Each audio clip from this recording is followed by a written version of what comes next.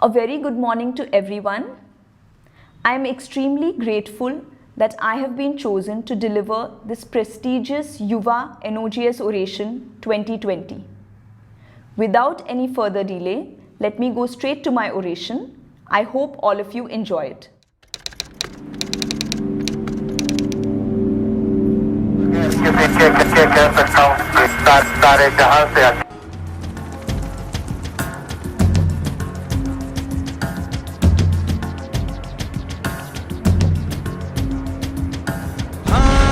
यही रास्ता है तेरा, तूने अब जाना है। हाँ, यही सपना है तेरा, तूने पहचाना है।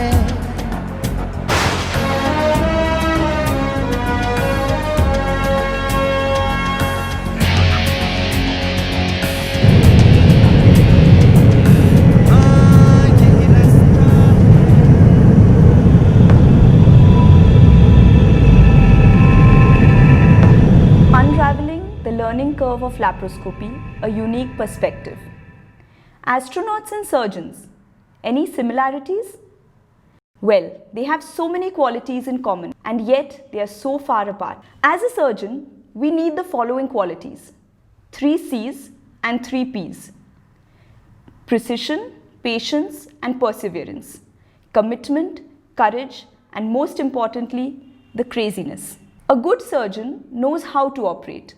A better surgeon knows when to operate. But the best surgeon knows when not to operate. Through the next 20 minutes or so, I am going to take you through a few excerpts of my story and my perspective on the learning curve of laparoscopy. I was very fortunate to do post-graduation from one of the most premier teaching institutes in India, KEM Hospital, Pune. Dr. Vivek Joshi, who was my guide, is an excellent surgeon and a dedicated teacher.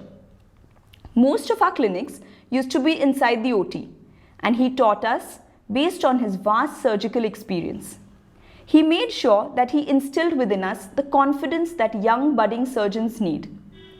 He was one of my greatest influence when I decided to choose laparoscopy as a super specialization. I am very passionate about surgery. The most rewarding moment for me is when a patient and her family are happy and content after a surgery. Cut, suture and close. All of us are open surgeons at heart. That's what we've trained to be. Open surgery gives you the actual feel of tissues, 360 degrees movement and of course the feeling of being a real surgeon. Now, can laparoscopy do any justice?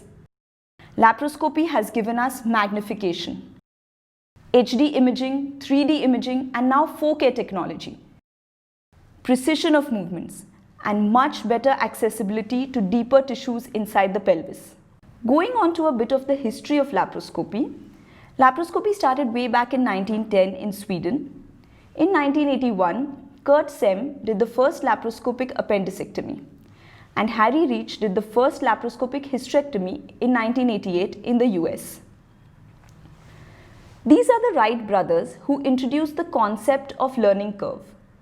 Learning curve was first introduced in aircraft manufacturing way back in 1936. For them, the parameters were time and cost of production. Now, how do we define learning curve in laparoscopy? It is the time taken or the number of surgeries that an average surgeon needs to be able to operate independently with a reasonably good outcome. But who is an average surgeon and how do we define one? So to be the best laparoscopic surgeon, you need to cross this big S-shaped curve from being subconsciously incompetent to being subconsciously competent. Operationally, we would define it as an improvement of performance over time. What I need all of you to understand here is that the green arrow, which is seen somewhere halfway through this curve, is where we all currently stand as beginners in laparoscopy. And how is that? Because as gynecologists, all through our training, we already know all the steps of the surgery. be it an ovarian cystectomy, a salpingectomy for ectopic pregnancy, a myomectomy, or a hysterectomy. We know it all. The surgery still remains the same. All we need to do is make the technique different. So half your battle is already won. Take your advantage and make your plunge. Practically, when you start doing laparoscopy, it's a completely different ball game. It is a two-dimensional hand-stick surgery, and hand-eye coordination is the master of the game. So all you need is a change of mindset to do your laparoscopy. Once you've decided to do it, this is the pyramid that you need to climb. You have to go through all your basics and guidelines, get a good training, have a good surgical team, do a large variety of cases, but to top it all is individual learning. As everything goes in life, from basic to advanced, so does laparoscopy. I did my laparoscopy fellowship at Galaxy Care Institute, Pune. We were lucky to be trained in such a hardcore teaching institute.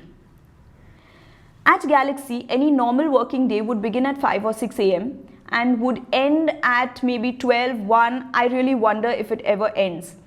The first 2 months of the fellowship, all I did was arrange instruments on the trolley, which were autoclaved before each surgery. In each OT, there were 3 such OTs, and on an average day, we would need to do about 10 to 12 surgeries. Scrubbing for a case was a far-off dream, and I was convinced at some point that this was not my cup of tea. Did I really want to do this? Was it ever going to get even close to doing a laparoscopic surgery? But as the months went by, each day was a stepping stone. Right from putting my first trocar, to becoming a cameraman, to finally getting to do a vault suturing and a laparoscopic hysterectomy, and at the end of it even retroperitoneal dissections. It was all worth it at the end. No words are enough to describe my mentor, Dr. Shailesh Puntambekar. All of you here have seen him in action. No one can match his energy, his enthusiasm, his passion for surgery and teaching. His surgical steps are duplicable and replicable, which all of us as fellows can do.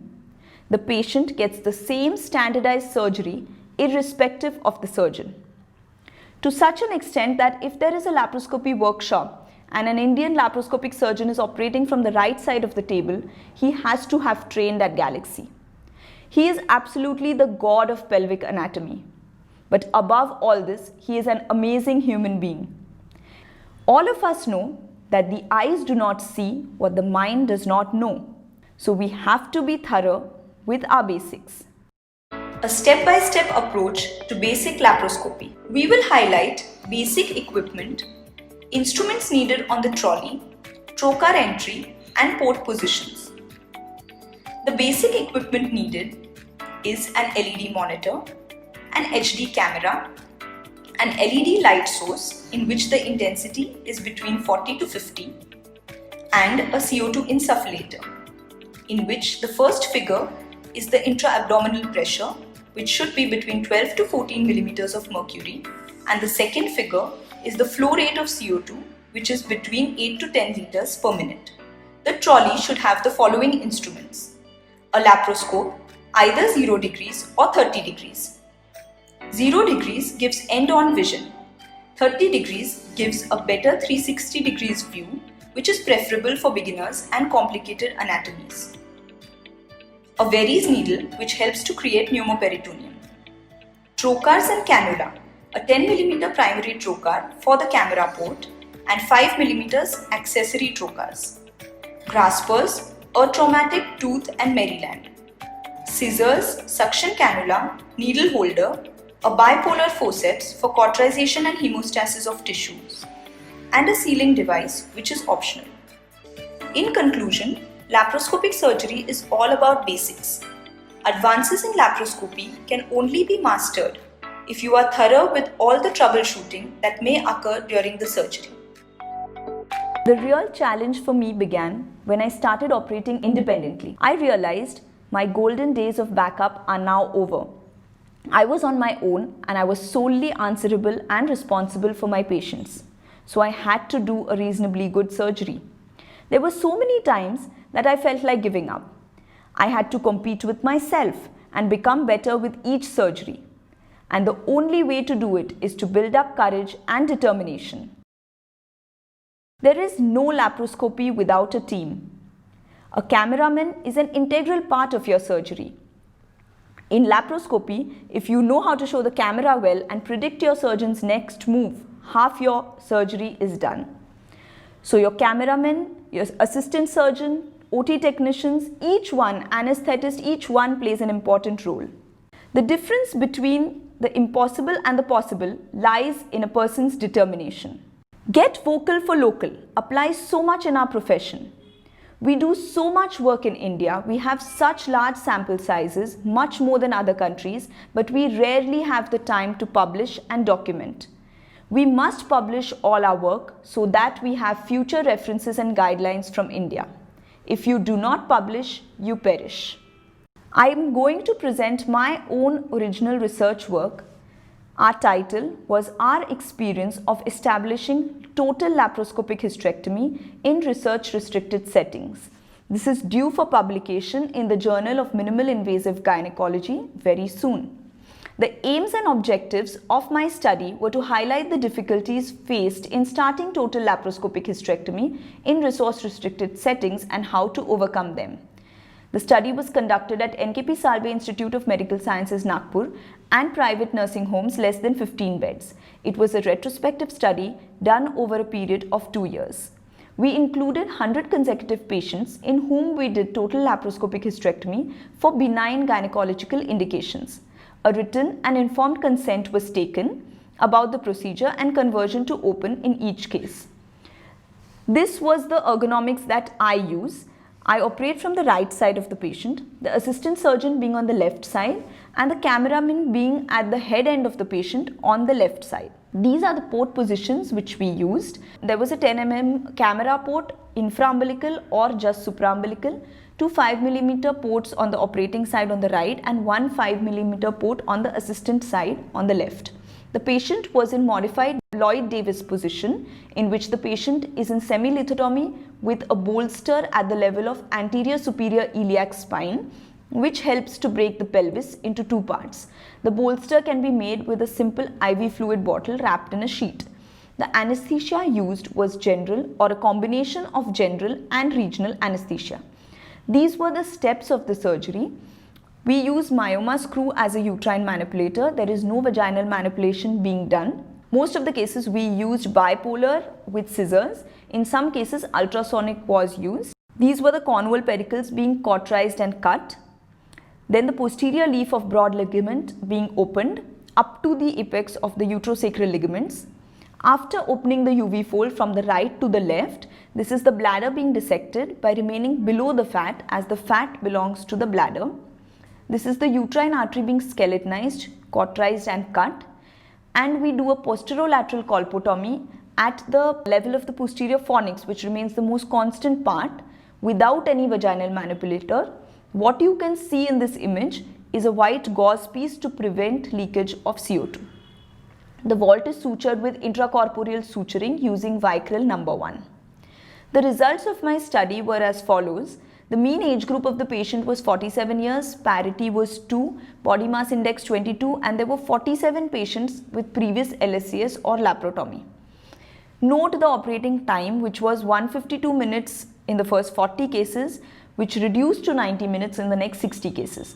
The mean hospital stay was 2 days. There were no intraoperative blood transfusions, no conversion to open, and no immediate complications.